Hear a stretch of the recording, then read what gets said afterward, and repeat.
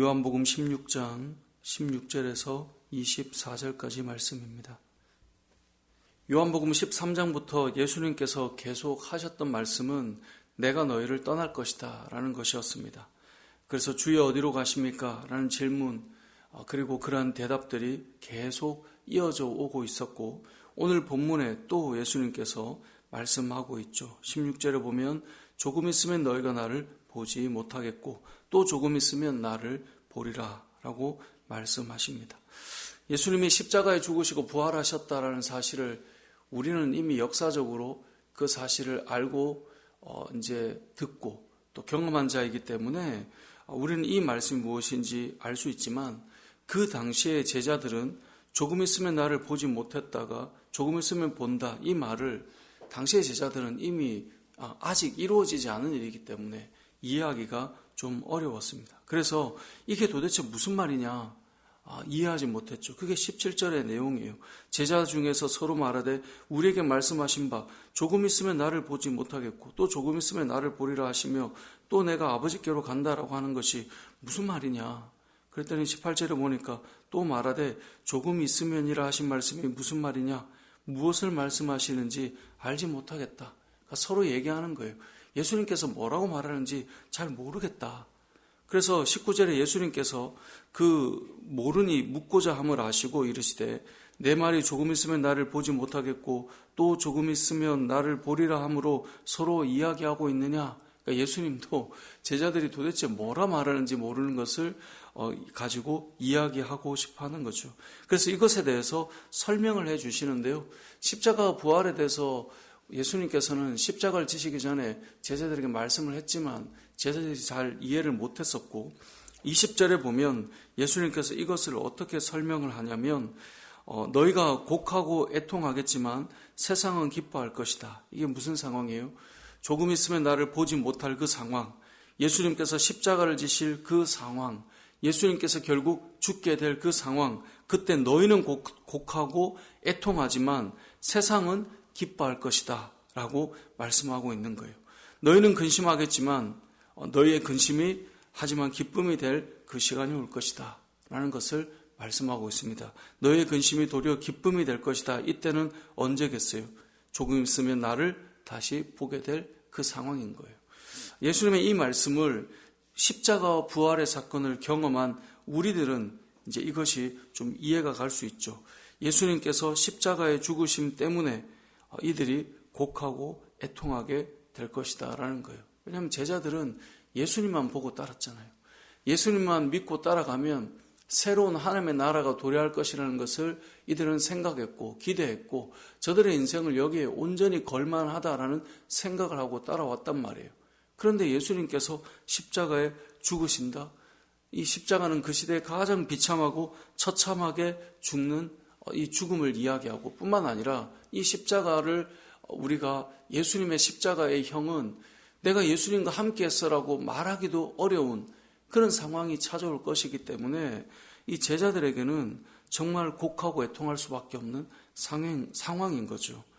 그래서 이 제자들에게는 곡하고 애통할 시간, 나를 조금 있으면 보지 못할 시간, 그때가 온다라고 주님께서 설명해 주고 있는 것이죠.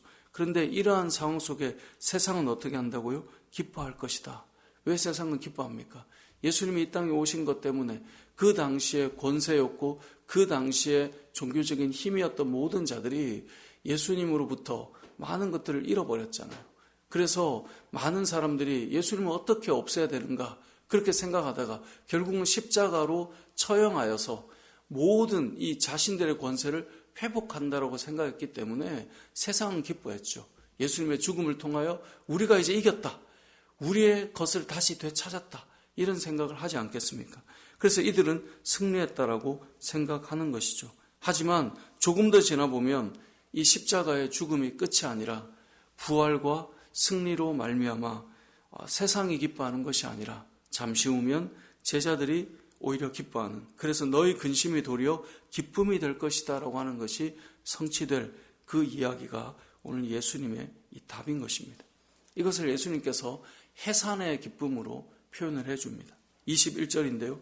출산할 때가 되면 걱정이 되죠. 내가 잘 할 수 있을까? 해산의 고통이 얼마나 큽니까? 내가 아이를 잘 낳을 수 있을까? 걱정이 되고 그것이 근심이 됩니다. 또 실제로 출산할 때는 엄청난 고통이 찾아오죠. 그런데 아이를 낳고 나면 그 고통을 잊어버릴 정도로 기쁨이 있다고 하지 않습니까?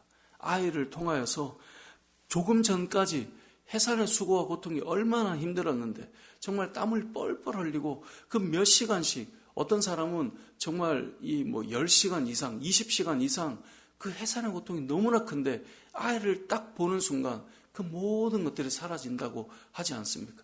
그러니까 또 둘째를 낳고 또 셋째를 낳을 수 있는 것이 그 기쁨이 무엇인지 알기 때문에 그것을 그들이 경험했기 때문에 다시 해산의 고통으로 들어갈 수 있다는 거죠. 여러분 신앙생활이 바로 이와 같다라고 예수님께서 말씀하시는 거예요. 그게 뭐냐면 십자가와 부활이에요.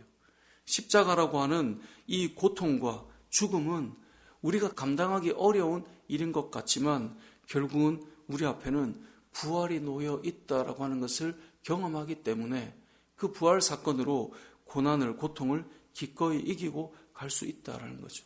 그래서 기독교의 십자가는 이 캐톨릭과 달리 예수님이 매달려 있지 않죠.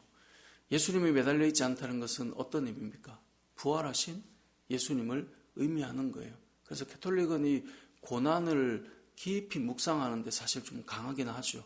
그래서 이 사순절이라고 하는 것도 40일 동안 예수님의 고난을 계속 묵상하는 거예요. 근데 여러분 기독교의 진정한 신앙의 핵심은 십자가에 몰입한 묵상이 아니라 십자가 이후에 뭐가 있다는 거예요? 부활이 있다는 거예요. 고난 이후에 기쁨이 있다는 거예요. 잠시 후면 나를 보지 못하겠지만 또 잠시 후면 나를 보게 될 것이다 라고 하는 것이 있다는 거예요. 그래서 신앙생활은 십자가로 인하여서 기쁨을 얻는 것이 아니라 죽음 이후에 부활하신 예수 그리스도를 바라보는 것 때문에 우리에게 기쁨이 있다는 거죠. 그래서 22절을 보면 지금은 너희가 근심하나 내가 다시 너희를 보리니 너희 마음이 기쁠 것이요 너희 기쁨을 빼앗을 자가 없을 것이다. 결국은 고난이고 고통인 것 같지만 우리에게 찾아온 그 마지막 부활의 기쁨, 승리의 기쁨으로 인해 우리의 기쁨을 뺏을 자가 없다라는 것입니다. 그런데 이것이 단순히 예수님의 십자가와 부활 사건만으로 끝이 나는 것이 아니라 우리의 신앙의 모든 여정 속에 계속해서 이 기쁨이 충만할 거라는 거예요. 왜 그렇습니까? 24절에 보면 지금까지는 너희가 내 이름으로 아무것도 구하지 아니하였으나 구하라 그리하면 받으리니 너희 기쁨이 충만하리라. 이것이 무엇입니까? 우리의 인생의 여정은 예수님의 십자가와 같은 고통과 고난의 시간이 때로는 찾아옵니다. 예수님을 믿지만 우리에게는 어려움이 찾아오고 예수님을 믿지만 마치 십자가에 달리시는 그리스도와 같이 우리의 인생에도 참 깊은 고난과 깊은 어려움과 깊은 그 죽음과 같은 그 상황이 찾아온단 말이에요. 하지만 그러한 상황에 우리가 부활로 승리하셨던 예수 그리스도처럼 우리가 그것을 이겨내고 그 시간이 지나가고 승리할 때가 우리에게 온다라는 거예요. 그것을 무엇으로 경험하게 되는가? 기도를 통하여 경험하게 된다는 것입니다. 그래서 신앙생활은 우리에게 찾아오는 고난을 기도의 시간을 통하여 부활과 승리의 맛을 또 경험하고 또 경험하는 거예요. 그래서 이전에는 너희가 내 이름으로 아무것도 구하지 아니하였지만 구하라 그리하면 받으리니 누구의 이름으로 구해요? 예수의 이름으로. 부활하고 승리하시고 이기신 예수의 이름으로 구할 때 너희가 기쁨이 계속 충만할 것이다. 왜요? 부활 승리하신 주님께서 우리의 그 고난을 이겨내고 다시금 승리케 하실 주님이기 때문에 우리의 기쁨이 충만할 것이다 라고 말씀하고 있는 것입니다. 오늘 본문의 내용은 십자가와 부활의 내용을 주님이 제자들에게 말씀하시면서 더 나아가 우리의 인생의 신앙생활 가운데 십자가와 같은 시간이 올지라도 결국은 기도하는 우리들에게 부활과 승리의 기쁨이 찾아오게 된다는 것인데요. 저와 여러분의 삶 속에 이 기도를 통하여 우리의 기쁨이 충만하고 날마다 믿음으로 승리하는 저와 여러분의 삶이 되시길 주님의 이름으로 축복합니다. 아멘.